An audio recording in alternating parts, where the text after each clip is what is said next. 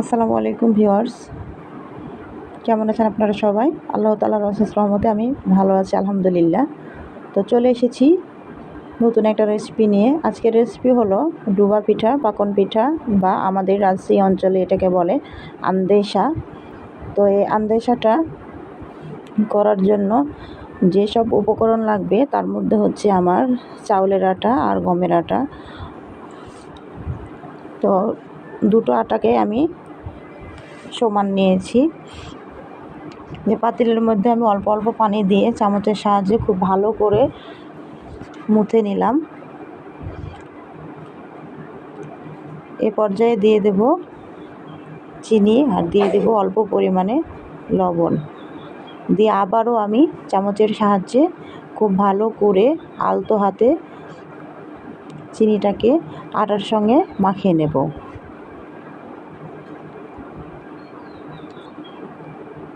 দশ মিনিট ধরে আমি খুব ভালো করে মাখিয়ে নেব।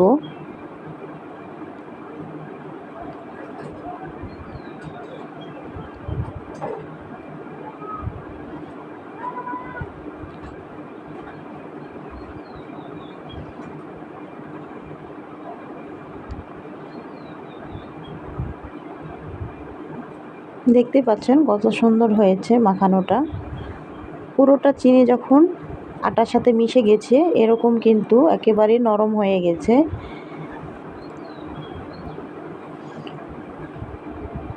এই যে চামচটা দেখতে পাচ্ছেন, এই চামচের 1 চামচ পানি দিব। পানিটা দিয়ে খুব ভালো করে আবারও সব উপকরণ একসাথে মিশিয়ে নেব।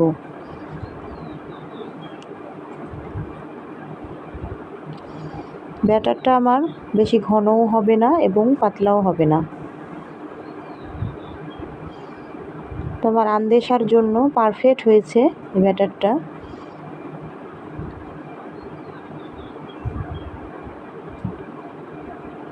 চলে এসেছি আমি চুলাতে।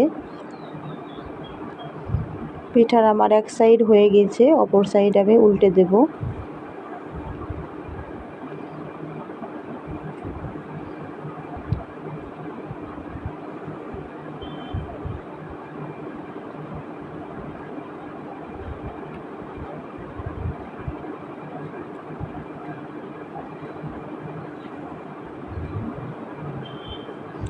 যারা একেবারে নতুন আন্দেশা পিঠা করতে পারেন না তাদের জন্য আজকের আমার এই ভিডিওটা। আমার এই ভিডিওটা দেখে আপনারা আন্দেশা পিঠা, ডুবা পিঠা এবং পাকন পিঠা বা তেলের পিঠা বানালে অনেক উপকৃত হবেন আশা করি।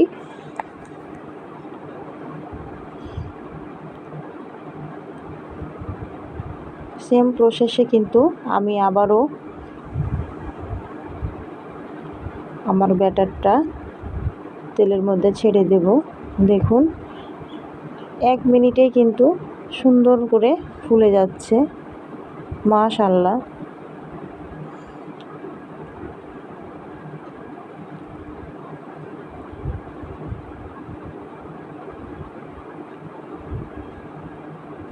এই পর্যায়ে কিন্তু চুলার আঁচটা একেবারে লো রাখতে হবে।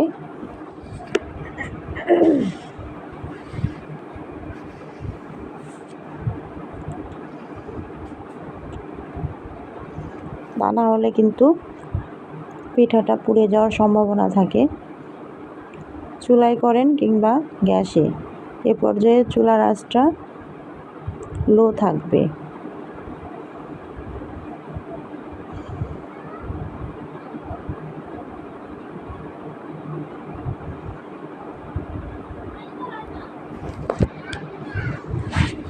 সবগুলো পিঠা আমি সেম প্রসেসেই কিন্তু করে নিয়েছি।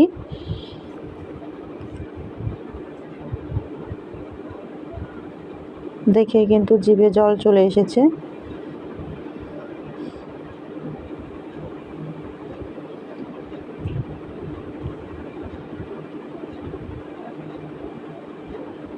আবারও আমি আমার যে ব্যাটারটা তেলের মধ্যে ছেড়ে দিয়েছি, না দেখলে মিস করবেন।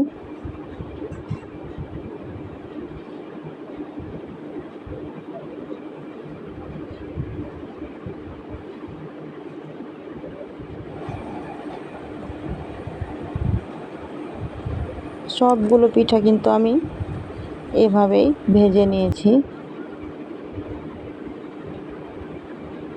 মাশাআল্লাহ, আল্লাহ তাআলার নিয়ামত বড়ই সুন্দর। তো আজকের রেসিপিটি কেমন হয়েছে অবশ্যই কিন্তু আমাকে কমেন্ট বক্সে জানাবেন। আর সকলে ভালো থাকবেন, সুস্থ থাকবেন। আল্লাহ হাফেজ।